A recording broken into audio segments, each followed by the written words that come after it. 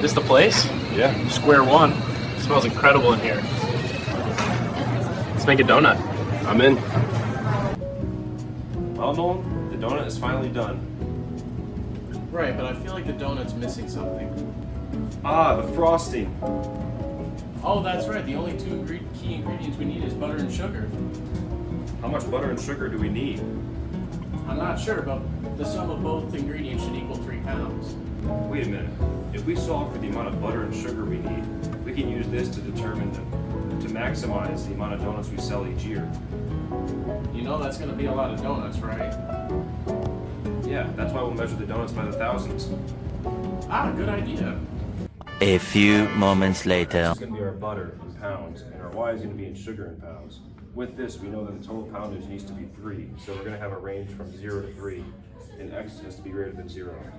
So using the two equations that we were given, which are these two, the total donuts in a year, and the total poundage needed by adding the two, the X plus the Y has to equal 3. So now we can solve for the Y. Y equals 3 minus X.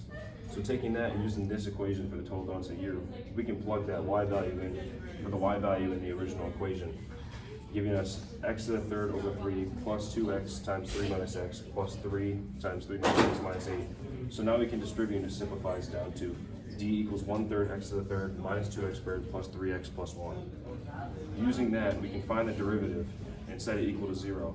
When factoring the derivative of X squared minus 4X plus 3, we get X minus 3 and X minus 1.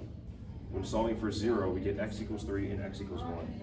We can then plug these two values into the equation, or into the table right here, and we get all these values, but we see that the max occurs at X equals 1.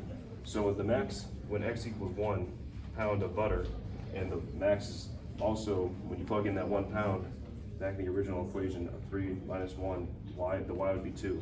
So you need 2 pounds of sugar.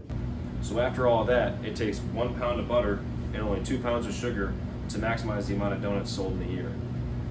Using these measurements, we can say that we could sell 7 over 3,000 donuts, or roughly around 2,300 donuts per year.